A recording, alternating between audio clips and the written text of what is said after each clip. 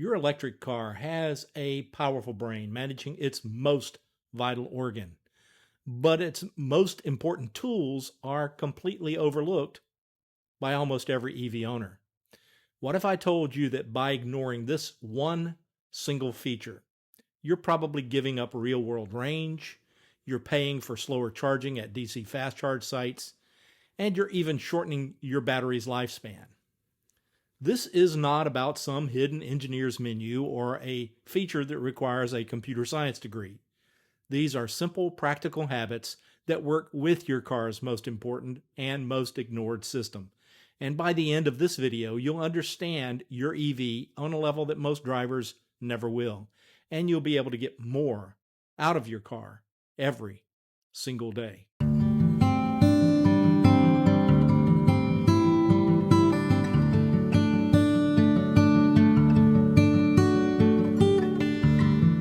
So what is this mysterious feature?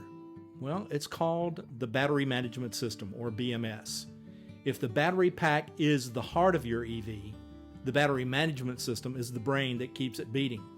You can't see it, and you can't directly touch its settings, but it's working constantly, hundreds of times a second, to keep you safe and on the road.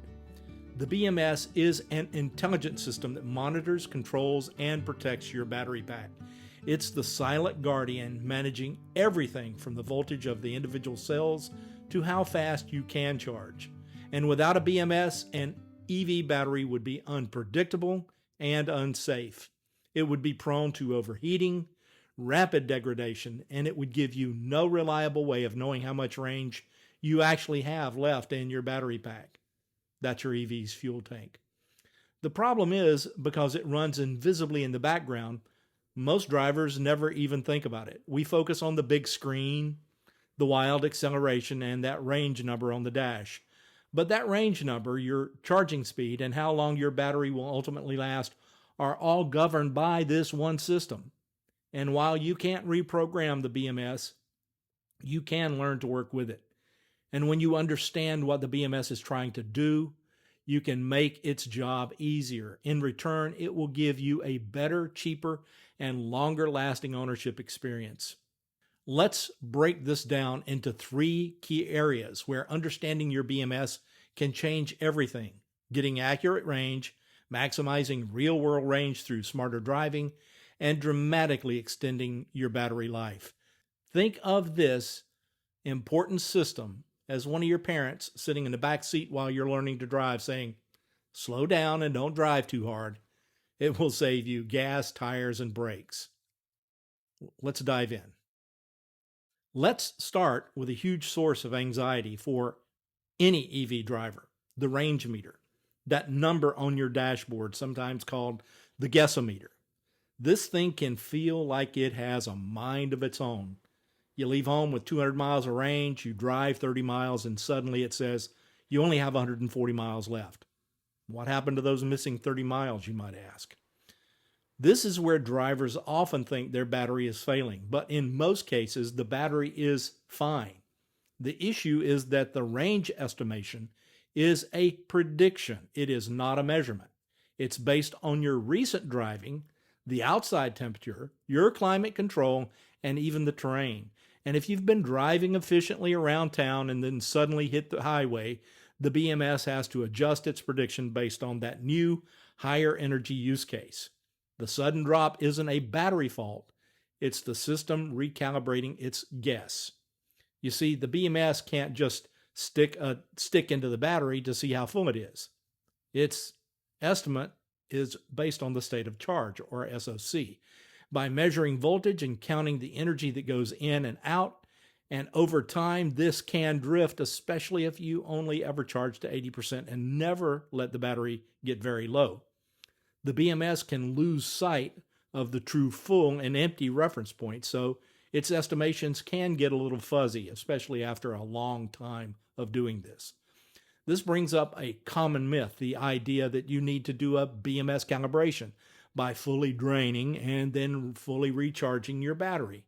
For most modern EVs, forcing a deep discharge like this is unnecessary and could put stress on the battery pack. Instead, You just need to know what kind of battery you have, and it's likely going to be one of two common chemistries: NMC, which is nickel manganese cobalt, found in many long range EVs, in fact, most EVs, or LFP, which is lithium iron phosphate, which is becoming very popular on standard range models, including the new 2027 Chevy Bolt.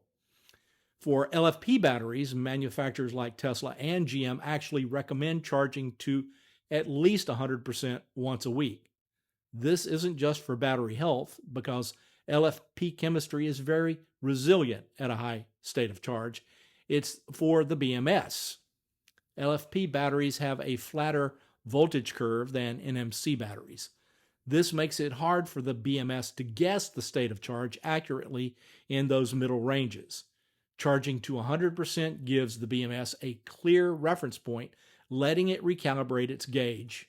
And if you have an LFP battery and you've only been following the old 80% rule, you might actually be making your range estimate less accurate. For NMC batteries, you should avoid charging to 100% daily to preserve long-term health, but simply letting the car see a wider charge range through normal use, like charging fully before a long road trip, is enough to help the BMS stay accurate. There's no need to obsess over deep cycle calibration. For me, I try to do this about every 90 days, and I normally take a long trip about every 90 days. You may only need to do this about 1 to 2 times per year, but I drive 2 to 3 times the national average, so this is my practice. Once your BMS has an accurate picture of your battery state of charge, the next step is actually getting the most out of every kilowatt hour that you put into it. This is where one of the most powerful yet often ignored EV features comes in, and that's regenerative braking and one-pedal driving. Most EVs let you adjust the strength of regenerative braking, often called Regen, and strong Regen turns your EV into a true one-pedal car. For the Bolt EUV, and not the new 2027 Bolt, unfortunately, you simply push a button in the middle console, and for the Ioniq 5, you press the left paddle until the words iPedal appear on the dash. And when you're in this setting, you simply lift off the accelerator and the car slows down aggressively while converting that kinetic energy back into electricity to recharge your battery. And here's why this matters to the BMS.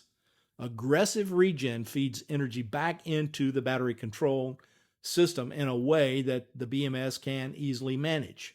It reduces wear on your friction brakes, and most importantly, it can add 15 to 30% more range in city and other stop-and-go driving compared to driving like a gas car. In cold weather, strong regen also helps keep the battery warm gently through energy recapture. On highways, you can temporarily reduce regen for smoother coasting if you prefer. Now, on the Bolt, I'll turn off one pedal only when I'm on the highway doing 70 miles per hour for a long stretch, 20, 30, 40 miles at a time. And the same thing's true for the Ioniq. Start with your car's highest regen setting, often labeled strong, high, or level 3, or something proprietary like iPedal. And then commit to driving only using the accelerator pedal for just a few days. You'll adapt surprisingly fast, and watch your energy consumption graph or power meter while driving. The goal is to keep the needle in the green regen zone as often as possible when slowing down. The BMS is going to love this because it's basically free energy with almost zero stress on the battery. Mastering one-pedal driving is one of the quickest ways to dramatically improve your efficiency and make the BMS's job just a little bit easier. Now let's talk about thermal management. Is there anything more frustrating than pulling up to a 350 kilowatt DC fast charger on a cold day only to see your car pulling in a measly 120 kilowatts? You're paying for speed that you're not getting. And this isn't a broken charger, it's a cold battery that's causing this. And once again, the BMS is the gatekeeper. A lithium-ion battery is a chemical reactor, and those reactions hate extreme temperatures. The ideal zone for most EV batteries is between 15 and 35 degrees Celsius. That's about 60 to 95 Fahrenheit. When the battery is too cold, the chemistry will slow down, and forcing a high rate of charge at that temperature can cause permanent damage. To prevent this, the BMS will severely limit charging speeds until the battery warms up. And this is where the most underutilized tool for fast charging comes in. It's called battery preconditioning. Preconditioning is your car actively heating or cooling the battery to its ideal temperature before you start charging. All managed by the BMS. And so how do you use that? On most modern EVs, the most reliable way is to trigger preconditioning using the car's built-in navigation system to route to a known DC fast charger. And when you do this, the car knows what you're planning. It looks at the battery temperature, the outside air temperature, and your ETA, and it automatically starts warming the battery so it's the perfect temperature the moment you plug in. Some cars allow for manual preconditioning, and you can just turn it on about 30 minutes before you're planning to arrive at the charging station, and the battery is toasty upon arrival. A preconditioned battery can immediately accept a high rate of charge, while a coal-soaked battery might spend the first 20 minutes just using the charger's power to warm itself up, costing you both time and money. Now that you're driving more efficiently with strong regen and charging smarter, let's tie everything together with additional habits that help the BMS deliver maximum range and protect long-term battery health. Let's start with these range optimizing practices that we should all know and love. Tire pressure. It's critical. Keep your tires at the recommended PSI or slightly higher, 1 to 2 PSI higher. Underinflated tires are one of the biggest range killers in any vehicle, be it electric or not. Your climate control also matters. Use seat heaters, steering wheel heaters, and heated mirrors instead of blasting the heat or air conditioning. These use far less energy, and precondition your car while it's plugged in whenever possible. A third thing you can do is speed management. Aerodynamic drag rises dramatically above 65 to 70 miles per hour in any car. The BMS can't create energy, it can only manage what you give it. Weight reduction is also important. Remove any unnecessary cargo because every 100 pounds reduces your range. And finally, driving modes. If you have an eco or smooth mode when you want maximum efficiency, use that mode. These often soften throttle response and optimize climate settings if you have them turned on. An EV battery is the single most expensive part of an electric vehicle, and the fear of premature degradation is a major concern for many owners. The good news is that modern EV batteries are incredibly durable, with many retaining over 90% capacity even after 100,000 miles. But how you treat it daily still matters. The BMS's primary job is to protect the battery by managing state of charge and temperature, the two biggest stressors. For NMC or NCA batteries, that's most long-range EVs, the famous 80% rule is excellent advice, and I've got a video linked in the description below that talks about that. Charging daily to only 80% gives the battery a significant buffer. A battery at 100% is under high stress, especially in heat. Saving that top 20% for road trips is one of the easiest ways to promote longevity. However, if your car has an LFP battery, this rule changes.